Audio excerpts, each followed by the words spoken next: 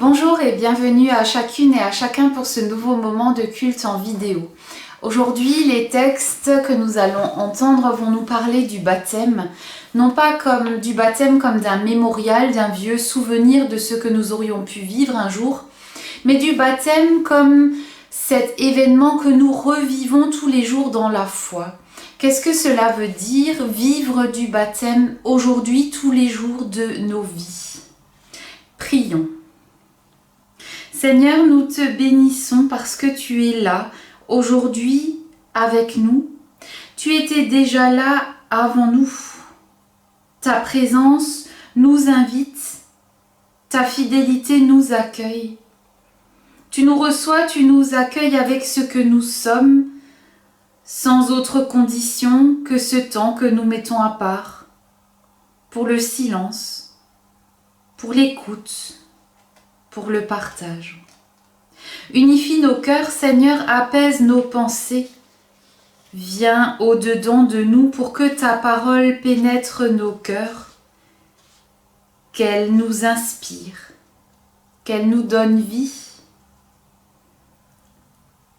Amen. Chers amis, aujourd'hui, vivre le baptême, c'est ce thème qui nous invite. Probablement, beaucoup d'entre nous ont été baptisés un jour, même si nous ne nous en souvenons pas. Mais le baptême, ce n'est pas quelque chose que nous faisons une bonne fois pour toutes et puis on est tranquille. Le baptême, ça ne se vit pas seulement une seule fois, ça se vit ou ça devrait se vivre tous les jours. Vous le savez comme moi, ça ne suffit pas qu'un enfant soit baptisé à quelques semaines ou quelques mois. Si durant toute sa vie, plus jamais personne ne lui parle de Dieu, le baptême c'est finalement comme un coup d'épée dans l'eau, ça ne sert pas à grand chose. Un baptême se vit tous les jours parce que notre baptême nous rappelle tous les jours que le Seigneur nous connaît, qu'il nous aime et qu'il marche avec nous. Et aujourd'hui, le texte qui est proposé pour notre méditation va justement nous le rappeler. Ce texte, c'est la finale de l'évangile de Matthieu, tout à la fin, au chapitre 28. Les 11 disciples se rendirent en Galilée sur la colline que Jésus leur avait indiquée. Dès qu'ils l'aperçurent, ils l'adorèrent. Quelques-uns cependant eurent des doutes, alors Jésus s'approcha d'eux et leur parla ainsi. « J'ai eu tout pouvoir dans le ciel et sur la terre. Allez donc dans le monde entier, faites des disciples parmi tous les peuples, baptisez-les au nom du Père, du Fils et du Saint-Esprit, et apprenez-leur à obéir à tout ce que je vous ai prescrit. Et voici, je suis moi-même avec vous tous les jours, jusqu'à la fin du monde. Vérité est ta parole, Seigneur. Amen. » Ce texte, c'est un peu comme le testament de Jésus, les dernières paroles qu'il nous laisse avant de partir. Et il nous laisse un envoi en mission et une promesse. Et quelle promesse? On l'écoutera tout à l'heure. Tout d'abord, Jésus laisse à ses disciples un envoi en mission. Ou même un ordre de mission. Vous savez, comme dans les entreprises, quand on doit aller quelque part au nom de l'entreprise, on vous délivre un papier qui vous dit où vous devez aller, ce que vous devez faire, votre heure de départ et votre heure d'arrivée. C'est un peu la même chose. Jésus dit, vous, mes disciples, vous êtes placés sous ma puissance pour aller, pour évangéliser, pour baptiser, pour enseigner. Et en effet, ces quelques disciples ont été amenés à aller jusqu'au bout du monde. Et quand on y réfléchit un peu, c'est quand même extraordinaire. Ces quelques hommes, des pêcheurs, des collecteurs d'impôts, des gens simples qui sont allés au bout du monde pour témoigner de ce que Jésus avait fait. On peut s'émerveiller de ce qu'ils ont fait et puis on peut aussi se retrousser les manches, nous, et puis se mettre au travail. Les disciples de Jésus, les premiers, c'est vrai, c'était il y a longtemps. Mais aujourd'hui, c'est nous, les nouveaux disciples de Jésus. Nous qui sommes ceux par qui l'évangile va pouvoir se répandre. Si chacun de nous attend que ce soit le voisin qui fasse tout le travail, on pourra attendre longtemps jusqu'à ce que quelque chose change. Jésus donne un ordre de mission. et une promesse. Et cette promesse, elle peut tout changer dans nos vies si on arrive à saisir un peu ce qu'elle nous dit. Et voici, dit Jésus, je suis avec vous tous les jours jusqu'à la fin du monde. On me demande souvent où est Dieu. Pas toujours très gentiment. Souvent, ça se présente en « Bah alors, avec toutes ces guerres et ces catastrophes, il est où votre Dieu ?» Et moi, je suis malade. Il est où le Dieu dont vous parlez ? Alors je réponds simplement que Dieu est là avec moi, avec chacun, à condition que je veuille bien le croire, qu'il est là avec moi, parce qu'il l'a promis, et que je crois que ce que Dieu dit est digne de foi. Et voici, dit Jésus, je suis avec vous tous les jours, jusqu'à la fin du monde. Et pourquoi Jésus peut-il dire ça ? Il peut le dire parce que cet épisode se trouve juste après sa mort et sa résurrection.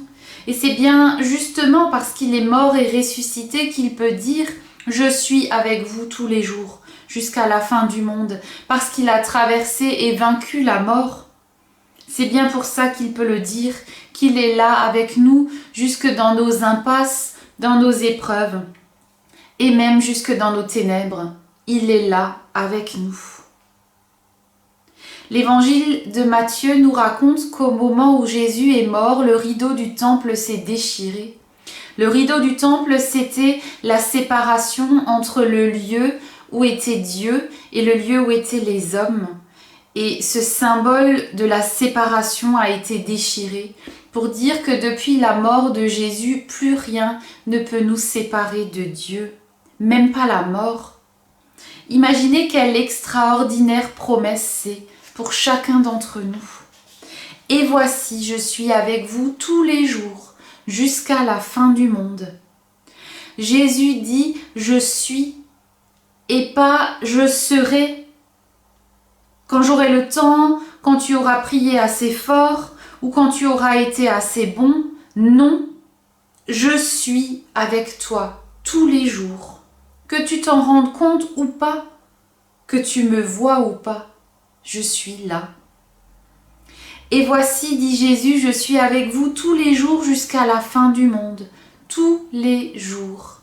Si nous choisissons de placer notre confiance en lui, nous pourrons nous en rendre compte, il est là tous les jours, dans les joies, mais aussi dans les peines, dans les jours faciles, mais aussi dans les jours de larmes et de tristesse. Il est là. C'est aussi ce qu'a découvert un jour un jeune homme qui s'appelait Simon et dont j'aimerais vous partager l'histoire aujourd'hui.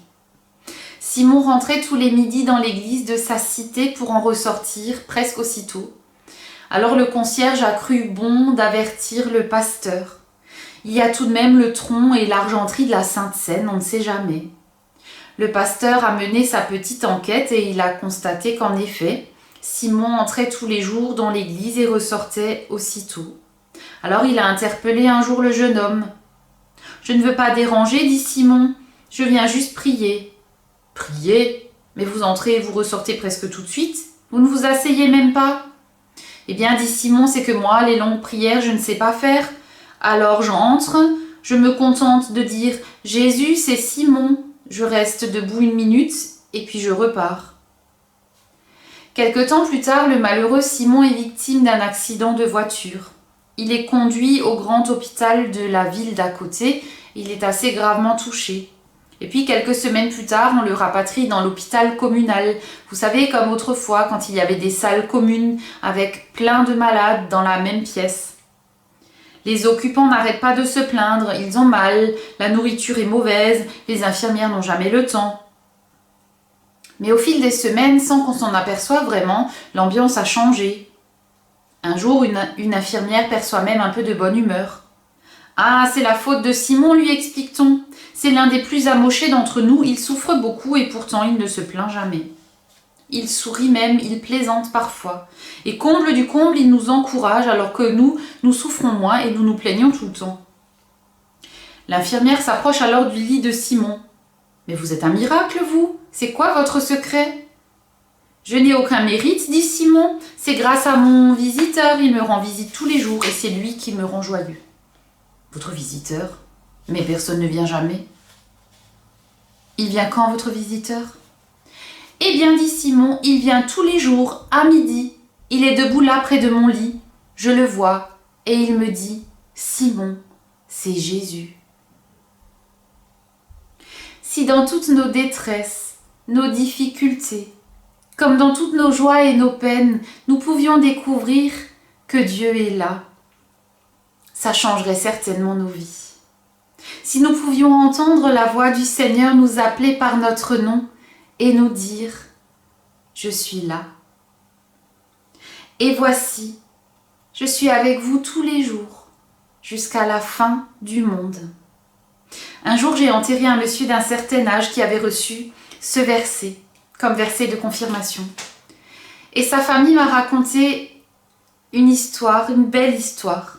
Quand il se promenait en forêt et quand ses forces commençaient à diminuer, quand sa famille voulait le protéger un peu, il disait toujours « Mais à chaque pas, il est avec moi ».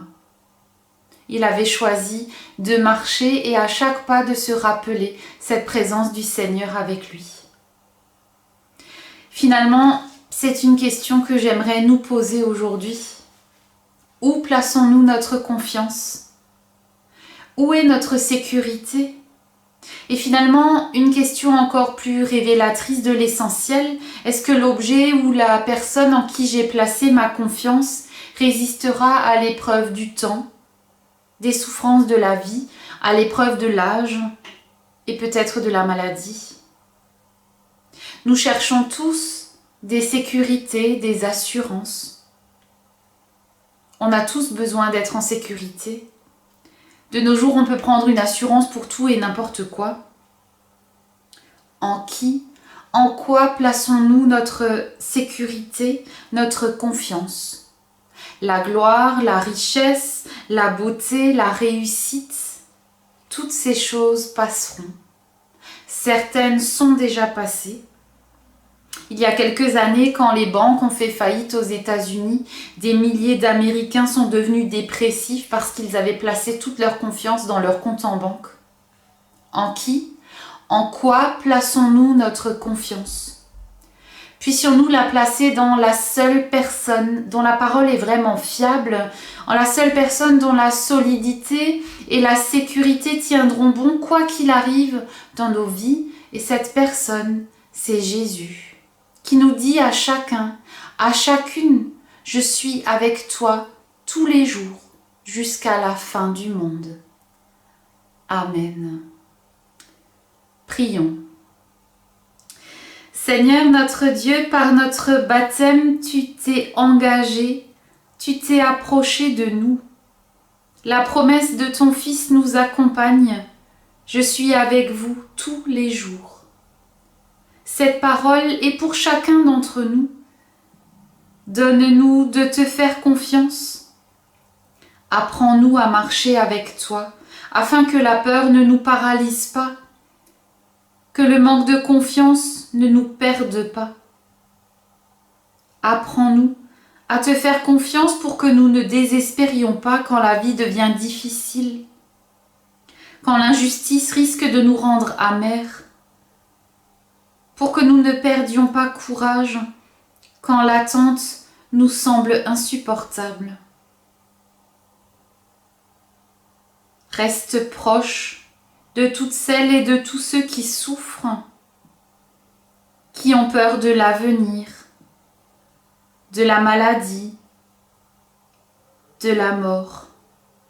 Tu es avec chacune et chacun. Nous te remettons notre monde avec ses souffrances. Nous sommes bien démunis devant la haine, le racisme, l'injustice. Donne-nous, à la mesure de nos moyens, de nous engager là où tu nous appelles à le faire. Et ensemble comme tes enfants, nous te prions, notre Père qui es aux cieux, que ton nom soit sanctifié, que ton règne vienne, Que ta volonté soit faite sur la terre comme au ciel.